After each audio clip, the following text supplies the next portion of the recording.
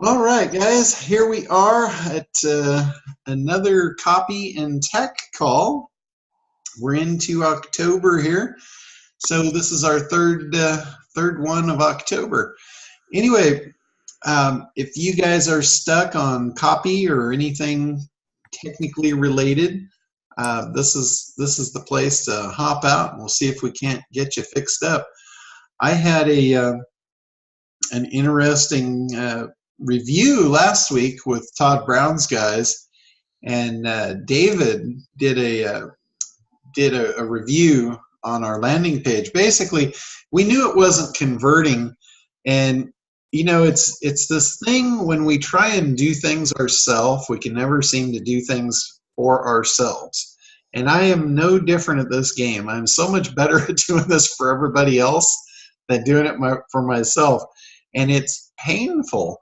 It's painful when they point out all the stuff you missed and you know better.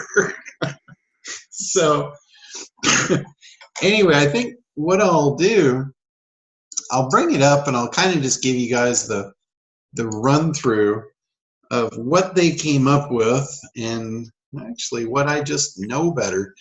And originally, the thing that's even more painful is I thought we actually did a good job on it. And little did I know, but oh well. That's neither here nor there. The thing is, looking back now, I can see exactly what the problems are. So let me go ahead and I'll share the screen here so you guys can see what I'm looking at. This is the page in question. I know I did a review on this one and I was kind of pointing out why we did everything we did, and that stuff is all still valid, but there's a few pieces that we missed. And they happen to be really, really important pieces. Pieces that I know better and pieces that are already in the ACT program. If you're following it step by step, you shouldn't have missed out on them. So one of the things that I want to point out that really they were able to cut right to the bone on this was the 4-question test. The 4 questions to this basically starts off with the first one, is it useful? And basically you're going to score yourself on these 4 questions. So the first question that you should ask of your landing page or your ad, or in this case it was our landing page. In our landing page, is it useful? And the answer to that is yes. A predictable client getting system is absolutely useful. So we got a yes on the first question. So we're 1 for 4. So that's great. The next thing is it unique? Is there anything unique about the offer? And there we've got to say no, because there's other people that are doing predictable client getting systems, and we're not referencing anything unique here. It's, the 100,000 guarantee, it's the income guarantee, nothing really at all that is specifically unique here. The other thing, the next one is specific. Do we have specifics? And yeah, we do have a couple of specifics, but we graded low on that score because here we say, add an extra 100,000 plus this year. So that's specific. And then also here, free training by John Limbacher, who made 139,790 in 70 minutes. Now that's very specific, but I'm going to come back to that in a minute and show you why it graded so lowly, or so low rather. I don't know if lowly is a word, but anyway. Who's grading this, John? What's that? Who's grading it? Oh, this was David from Funnel Automation, and the guys out in Florida that I went through their training program. Okay. So anyway, the last one is urgent. Is there a sense of urgency? And there really isn't. The only thing that scores urgency down here is limited seating, only 1,000 seats per web class. So 1,000, they're not going to see the sense of urgency in that.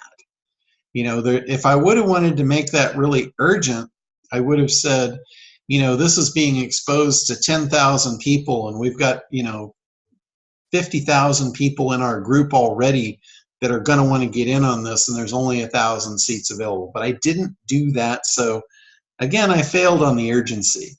So really, I got about a 1.5 out of 4, which is pretty poor for what we consider ourselves to be top grade marketers here. So fell flat on that. The other thing, now, aside from the 4-question test, which we kind of failed miserably on, the next thing is, who is this really geared toward? And they went to the side over here with me and Dean Cain, which I thought was a cool thing, and you know, we were looking at, you know, borrowing off of his credibility. But David asked me, he said, who is this about? He said, when you read this here, who is this about? And really the answer there, it's about Superman. It's about Dean Cain. It's not about the offer necessarily, and it's definitely not about our prospect or our ideal customer. You know, and then secondarily, Dean Cain interviews John Limbacher. Again, it's about me, not about them. So this whole thing here failed from that point of it's all about me, not about them. Over here, who's this about? Again, all about me. Free training by John Limbacher, who made, not pertaining to you could do this, not pertaining to them.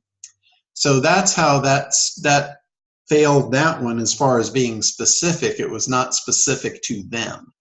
You know, up here, we almost had it here, how to add an extra 100,000, but still it was very, very weak. So that's what we came up with in kind of brainstorming this of what to do with this, how to make this more compelling. Basically, we decided this whole thing here's got to go. That's just out. There's nothing really relevant about that to any of this. And then over here, again, the predictable client getting system, that's not new, it's not unique. So some of the notes, I made some notes, you know, from the conversation. And one of the things that we can do to turn this over to them and not about us is actually talk about them. You know, we can say, we can ask a question here. We would be better off to ask a question of them to engage them. And basically the question is, are you stressed out because you've bought more than 3 internet marketing programs or products that haven't yet worked for you? Something about that actually engages them, and they're going to think, yeah, actually I have, and that's going to reveal a problem that they have. You know, when they realize, and you bring it up front and center, that, yeah, they've bought at least 3 things that haven't worked for them, that's a problem. And if they haven't recognized it yet, you've brought it right out in the open. So that's going to grab their attention and probably draw them in. So that's how we kind of are going to lead off with the next round of this, is asking that question. So that's number 1. And then we're going to lead into, let's see, we're going to lead into talking about down here, instead of talking about a predictable client getting system, I'm going to make reference and kind of glamorize what happened at our first ACT event, where we had 64 people in the room and everybody changed their business model based on the first hour of being in that room. So we're going to sensationalize that into a headline of, would you like to learn or find out what happened in a closed door meeting when a unique process was revealed that changed the course of 64 info marketers and made them literally change their business models overnight? So again, that's like a lot of intrigue. We're not talking about what it is. We're just really drawing them in with intrigue to go ahead and register. So I think that is going to be a lot more powerful. And then also, we've got another line down here about find out how they literally eliminated all the waste in their marketing and geared all of their efforts more, or actually positively geared all their efforts going forward. And we're going to make reference to the Pareto principle, which is really the 80-20 rule. That's kind of the fancy word for that. And here's the thing about being specific. This is how we decided to be specific with the 64 people in the room. We're gonna reference the 64 people that changed their business models literally overnight, and one that it actually made get up and walk out of the room. So that again is that shock and intrigue factor. It's like, what could they possibly have said to make somebody just get up and leave right in the middle of it? So that's kind of what we came up with for this. Do you guys have any questions about that, or comments, or things you can see that maybe I didn't see so far and want to add? Any feedback on you think we're on the right track, or that's for the most part what we've come up with so far? So, John, the first thing that occurs to me is I feel like you probably hit all the things that I looked at and said, huh? Like I didn't understand the point of watching an interview with Dean Cain. So I thought, well, I might if I went and listened to it, but it didn't draw me in. The other thing that I go to, and unfortunately you may regret ever posting that blog about testimonials, but the first thing I think of after seeing this is, wow, all these people did this. I'd like to see what they did. And I'm thinking, okay, how do I change my mindset on that after reading that, right? Mm-hmm. Yeah, it's a tricky thing, you know. What Mary Sue is referencing there is the post that I put up about the FTC and their new rules and regulations.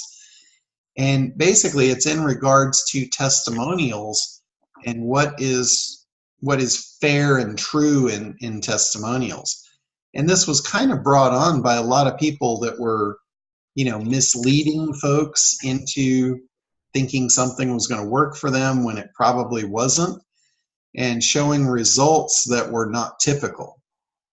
So, you know, the gist of the story as far as what the FTC has come up with is, if you're going to make testimonials and claims, it's one thing for you to make the claim of what you did, but if you're going to have third-party people coming in and endorsing as though they were the customer, then you're supposed to not only show their result, but you're also supposed to post what's the typical average result across your entire business, which, you know, and that literally just kills the weight loss business, because the average person in a weight loss program actually gains weight. That's, you know, they've proven that if you look at the stats across the board. Yeah, a certain percentage of them and certain groups of them lose weight, but if you take all of them, and I think you're going to see the same thing, you know, with the internet marketing space, because, you know, I've seen this over and over and over from people that have purchased products.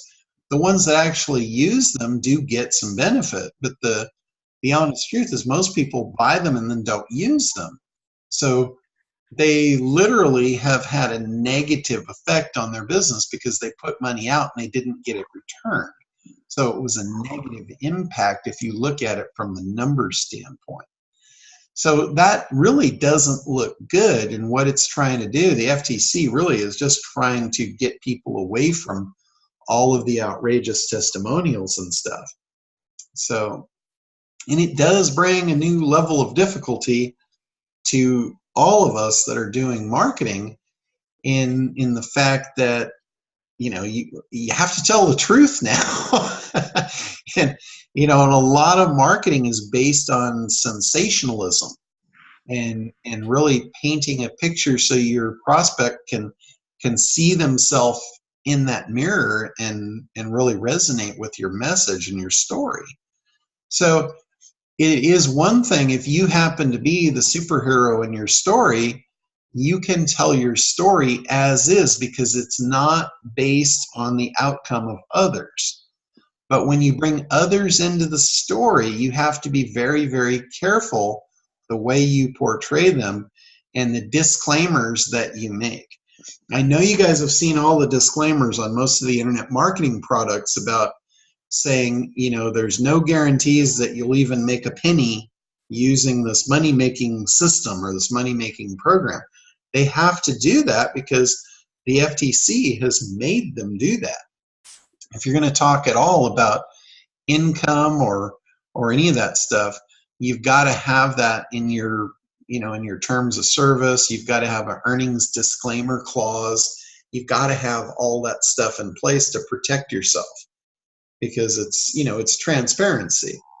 And really there is no way that anyone can guarantee that anyone else is going to make any money because we have no ability to control what they're going to actually do. And the truth of the matter is most people have great intentions. They jump in, but they underestimate all the other things that are going on in their life and they just don't have time for things. So that's what happens an awful lot of times. That's why I've really, knowing that and actually seeing that happening with all the people that are running through ACT, they get busy with other stuff and it's almost like they bit off more than they could chew. So that's why I'm so excited about this apprentice program, for one, where I can give you guys extra additional help and care to get you there. And also a lot of the work that we're doing on getting done for you services in place for at the point when you get to, that point, you just say, okay, I really want this and I really need this, but I've just come to the conclusion or the reality that I just don't have time for it or the desire to really do it. And I totally get that. There is so many things in my business that I tried to do, and whether I was good at them or not, I didn't really like doing them. Like, I'm not really big on accounting and keeping track of stuff and, doing my own taxes, although I can do it, but why would I want to? And, I want to do the things that I'm really good at and I can excel at and be happy with. So that's the reality of most of these. And that's why, when they make these sensational claims, it's the people that are really built for that. And, it's that 1 in a million that, yeah, they bought the program, they had everything they needed and they went for it and they, and yes, it did work. And yes, the programs do work. Like take ClickFunnels, for instance. ClickFunnels is an absolutely awesome product. I personally know about 100 people that own it, have it, and have tried to use it. And of those 100 people, I think I know less than I could count on one hand that are actually making money with it. Now, is that because it's not a good program for the other 95? No, it's still a great program. It's the other 95 haven't implemented it. They haven't got the pieces together to use it, which, that's the whole basis and reason why I created the ACT program in the first place, was so you could take advantage of all those things you've already bought that are great things. They just don't have the fuel for you to throw into them to make them go. And that's what, a marketing campaign is. And I actually had a meeting just yesterday with a new client. And it's actually not a new client. I've had this client for a couple of years now. They came to us because they had major hosting issues with their hosting company, and everything was going sideways and haywire for them. They heard about me. I took it over. I fixed it. They have not had a single problem since in the last couple of years. And they called me up and they said, hey, can you come in? We would like to talk about doing marketing for a company and having you do, a search engine optimization program and, a couple other things. I'm like, sure, I'd love to. So when I got there, and I did not build their site. I just took over their hosting. I've been handling their hosting and all their back-end tech stuff for the last couple of years through my company. So I really hadn't looked at their site, analyzed their site, done any of that. When I did, I found it was an absolute disaster. There's no way traffic would have helped it whatsoever. And when I got into the meeting, I basically kind of brought that forward. And they said, we understand. That's why we want to redo it. That's why we want to get it right this time. And they immediately started going into the colors they wanted and the way they wanted it to be. And I'm like, well, hold on a second now. What you're doing is you're charging forward without really a plan of attack of why you want to do this and what's all behind it.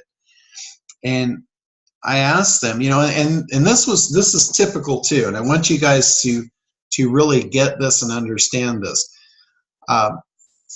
They told me that they knew exactly who their ideal customer was and exactly what they're all about, why they buy. They understand them like the back of their hand. Okay, that's what they told me.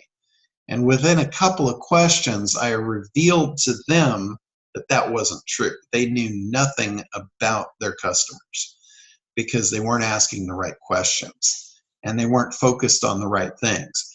And just like this, just like here, I am focused all about me and Dean. That's exactly what they did. Everything about their marketing was all focused on them, their products, their services, why they're the best, this and that about them. Nothing about their customers. So that's a huge problem. That's an all about me problem. And it doesn't convert. I proved it here. I proved it with myself. It does not convert. Doesn't grab them, doesn't catch their eye, doesn't mean a thing to them. The only thing they care about is them and their outcome and where they want to go and how they're going to get there. If you can take your product and service and relate to that, then you've got their attention. Because now you're talking about what's important to them. They are important to them. Their desired outcome, their betterment, the things that they want out of life, that's what's important to them. So, I basically showed them in a very short time frame how, what they really thought was wrong. We looked at a couple of their competitors, and their competitors, these are competitors that they said were really crushing it in the market. And I showed them that their web presence on their competitors was not right either. And they weren't crushing it in the market because of their website or their web presence. They were crushing it in the market because of other advertising that they were doing where they were getting it right. But that message hadn't transpired onto their website. They went out, they decided they needed a website, they hired a designer, they made them a beautiful site, but the site it didn't carry the message that they carried in their offline advertising. And their offline advertising is why they were crushing it in business. So I revealed to this company, I said, you guys can crush it online. Realize that all business is moving to online. So if you crush it in that space, that business that they're experiencing in the offline world is slowly decaying. It's moving toward online. All businesses are searching online for stuff. And that's what they did. They provided a business-to-business service. Business-to-business services are landsliding toward the online, not the offline. So that is a decaying portion of the market. So let's let them kill it in a decaying portion, and let's us take advantage of the emerging market.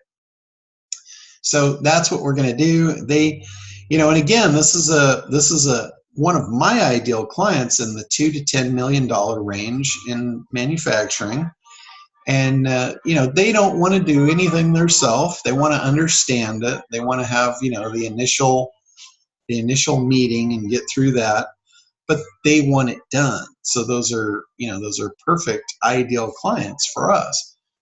So again, that was kind of a cool cool little experience there. So anyway, other questions or things relating or non-relating? Anything, if we can kind of keep it to either copy or technical stuff for this call? So, John, the concerning the website, a week or so ago, when I logged in to your site, there was a great big ad with a video on the best way to do a website. And I didn't have time to go through it now. And when I logged in today, it was gone. Gotcha. So does that explain everything that we need to know about a website? It's a very good overview. So you're talking about the video that was right here before, right? I don't know if it was or not. It took up the whole screen, and it just said something about getting your website right. Okay, yeah, I think that was right here before. So if you go into the Web Services tab, and I believe it's on the Web Development page. There it is right there. I think that's it. That's it. Yeah. Yeah, so under Services, go to the Web Services. Okay. And then click on the Web Development. Okay. That'll bring it up for you. Okay. So then going down that road, are you talking about, so clearly the issue of just thinking the way you want your website to look is not the place to start, right? The place to start is the conversion in mind, right? It's always in the message. Like you notice, you had mentioned that the site changed. I have updated the site considerably in the last several months. Now the message is automate your marketing so you can enjoy the freedom you deserve. Here, notice the message here is turn visitors into customers, free quote and consult. Okay. So it's geared, like on this particular page, you're into the web services. So web services that convert. So that's saying something different than the market. The market generally isn't talking about, web services that convert. Sure. They're talking about web services that are pretty. Yes, for sure. So I'm kind of shifting gears on that. And then if you go back to the home page, I've got the message here of automate your marketing, free 15-minute strategy session. And then down below, we've kind of got the three things separated now. I've recognized that most people want funnel services. Their funnel services are actually more important than the traffic services, because the traffic services at this point, I'm always pushing people back here first, whether they're going to do it themselves using the ACT program or whether they just want it done for them. I'm always going to start them here now because of the importance of that, because without this, the traffic really doesn't work. A lot of people have the thought in mind that traffic is the solution for everything, and it's really not. Traffic doesn't solve problems. Traffic can only intensify whatever's there. If you have good conversion, more traffic is going to intensify that. If you have bad conversion, traffic is going to intensify that. So you always want to address that first piece first, is making sure that your site carries the right message. Make sure you understand who you're talking to and what's important to them. So going back to the company that you were talking about, and they had a beautiful website that didn't do what they needed it to do. Correct. And so you changed things so that it got them going. So did that go back to funnel services? Is that? Yeah, it actually went back to core marketing, because I'll tell you what it was. The company does audio visual equipment, and they do it for like say for a 24-hour fitness center. They would go in and put audio-visual TVs, like on the elliptical machines and on the running machines. And basically, it's to entertain people and make the workout go longer and smoother and less painful, because you're engulfed in whatever you're watching, and it's taking off the fact that you're actually, beating the tar out of yourself. Right. And if you ask, and I told him, I said, okay, here's the thing. The 24-hour fitness company doesn't care about your product. They will not buy your audio-visual equipment because they don't care. But what they will buy is they'll buy customer retention. If you can show them how you can take their existing customer base and make them come in more often and stay longer and make their subscriptions last twice as long, they're going to buy whatever it is that you've got, because that's what they want. They don't want the TVs. They don't want the AV equipment. They want the outcome of it. So if you're going at it from a standpoint of selling them the equipment, that's not what they want to buy. They want to buy the outcome. Gotcha. So it was a foundational change in their entire thought process, which comes back to foundational marketing. If they would have known that in the beginning, they probably wouldn't be in the $2 to $10 million range right now. They'd probably be in the $10 to $100 million range. And they would never get there unless they change that focus. They change that foundational thinking in their marketing. Because the last thing that we want to do in an online world is automate something that doesn't work. We want to automate marketing that actually works. So we have to get down to the core of what is the desired outcome of our prospect. And a lot of times it's not the thing that we're selling. It's the outcome that the thing we're selling delivers. That's where we need to focus our efforts to sell our products. Gotcha. Like this is a perfect example in your case. Nobody wants to buy pills. Sure. They want to buy the outcome of what the pill delivers.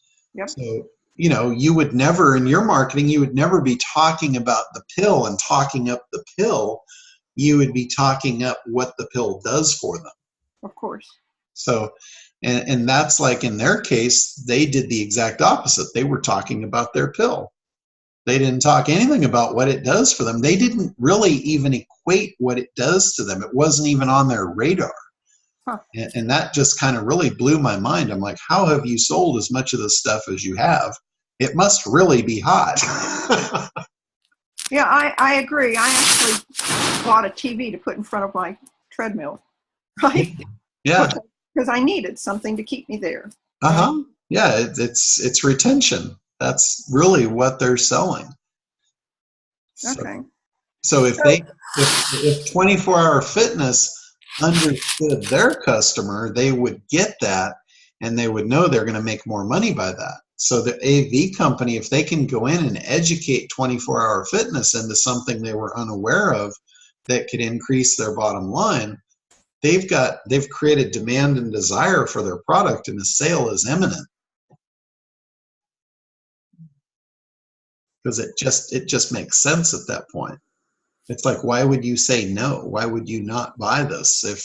If I can show you how to take your business and increase the amount of time that people will stick in a subscription, which increases your revenue, why would you not want to do that? Sure. Kind of a no-brainer. Yeah. That's what you want to get to. When you can get where your product becomes an absolute no-brainer, then cost is not near as much of an issue of what it costs, because at that point they can look at what is it going to cost them to not do it. You can almost come out with the question of, this is really the only thing that makes sense for you.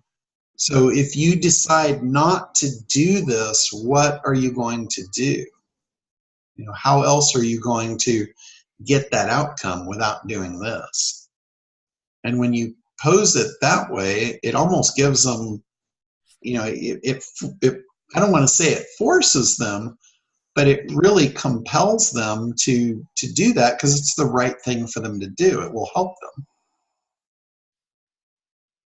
Yeah, well, you'd think that that in itself would just bring on an aha moment. Yeah, yeah, exactly. And after that, everything else makes sense, right? Mm-hmm. Yeah, so when you can do that, when you can think about your customers or your ideal prospects in that way, and you can create your marketing based on that, and you can deliver that right message, then that's going to increase your sales radically. And then at that point, when you've got that in place, you now have what I consider a converting funnel, because you know the language, you know the talk, and you can put that in front of the right person, or the right people rather. That's when traffic becomes very important. That's when you want to invest in traffic, because at that point it really is an investment. When you're buying traffic, you are buying sales. So that is where traffic becomes the thing that you need. But you got to get that first piece right, because if you don't, traffic really isn't going to help. It's not going to be an investment. It's going to be an expense. Right. So we want to, in business, we want to eliminate expenses and we want to increase profits. So that's where investing in traffic, when you invest in traffic that converts to customers, you increase profits. I don't consider those expenses. I consider those, those are assets to the company. So you're buying traffic to your optimized funnel, right? Yeah, basically what you're doing is you're putting money out into traffic that's converting into customers at a rate that's growing your business. Okay. So at that point, when you look at it as an investment, and think about this really from the financial world. Whenever you invest in something, like let's say you invest in an annuity or something, they will tell you, you put X amount of dollars in, it sits here for X amount of time, and it pays you X amount back. So they're giving you your return on your investment. So you would never look at that as an expense. It's not an expense. You're putting money over here to bring money back to you. It's a wealth builder. And that's the same thing with your business, as far as your client acquisition. When you get that in place and you can actually invest in it to bring money back, the next question is, how much do you want to invest? And in that case, it depends on, on your numbers. We talk a lot about numbers in the ACT program, making sure you understand, what your numbers are and how much profit there is in each sale, and focusing on the most profitable things to sell and the most profitable markets to attack. So, when you get to that point where, okay, for every dollar of my marketing that goes out, it's bringing back $1.50. We'll just make it easy for the math. You can scale that up by zeros. So if you put $1 out and you get, $1.50 back, if you put $10 out, you just add a zero, you're getting $15 back. You add another zero, you put out $100 and you're getting $150 back. Those numbers scale up just like the math scales up. It just comes to a matter of how many zeros do you want to add. Now, I know there's some factors there that you'll run into ceilings. Like, for instance, the particular traffic source that you're going for may have a finite number of people that you can hit. So in that case, if you want to scale up and you want to invest more, all you need to do is you just need to find another traffic source. There's hundreds and thousands of traffic sources out in the world that all can access your ideal clients. You just have to kind of hunt and peck and find them, and that's how you scale up. Okay. All right, so let's see. I'm going to stop the stop the screen share here. I think I've showed you everything I wanted to show you on there. Okay, anybody, any other questions? You guys are cooking along here. All right, if you don't have any other questions here, we can go ahead and wrap up a little early here. I'm for those of you that are in the area, I'm going to be in Burbank on Saturday doing an ACT promo event. We're going to try and recruit some new people into the program here. So we're going to do a whole day basically going through the program, seeing if see if we can get some more warm bodies in. The other thing too, I have in my business, I always call, you know, these little team meetings, and we have I try and be creative to keep everybody's juices flowing. So I've created a couple of new programs we're going to try and get done by the end of the year. And one of them is, I'm calling it Operation Habla. and that's basically for the Spanish-speaking community. We're converting ACT into Spanish. So any of you that know, you know, anybody in the Spanish community and want to promote that, I think it is going to go over so big in the Spanish community because nobody's catering to them. This conversation that we're having is not existing in the Spanish market. So there's a ton of small Spanish businesses that can really use this. We've got a couple of people that are in that community, speak the language. They're going to be promoting for us and be our advocates in that side. So you might see me with a sombrero on here before long.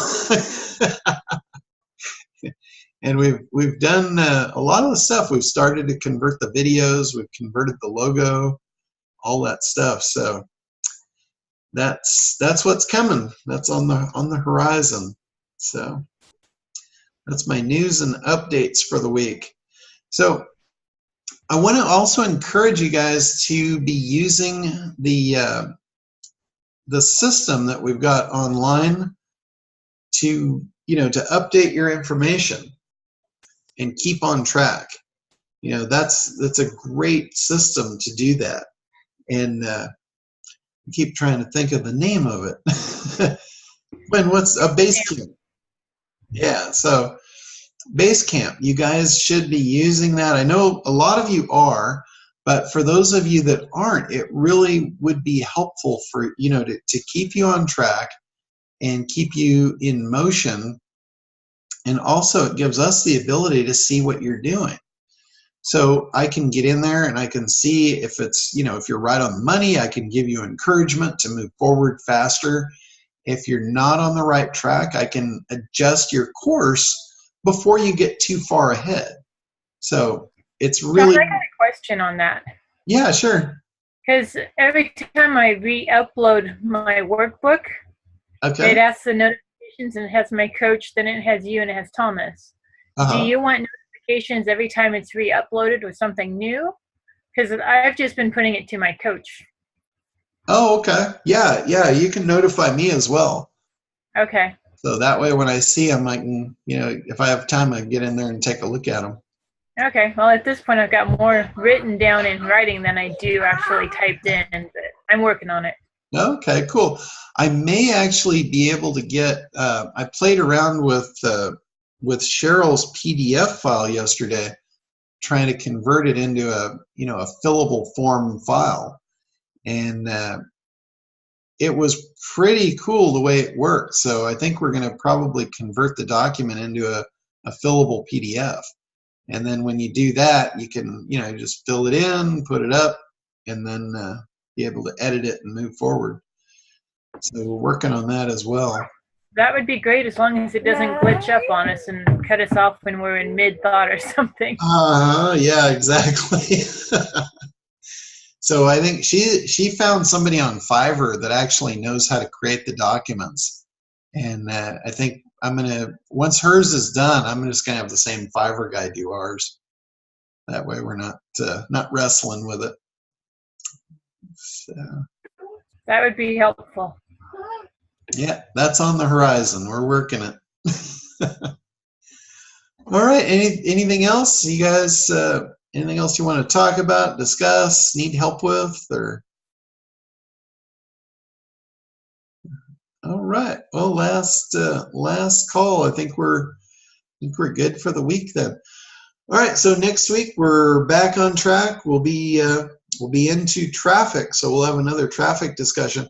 I have a really cool trick too that I haven't even shared this with Anthony yet, and it could potentially be a game changer to get lookalike audiences if you don't have a current audience already.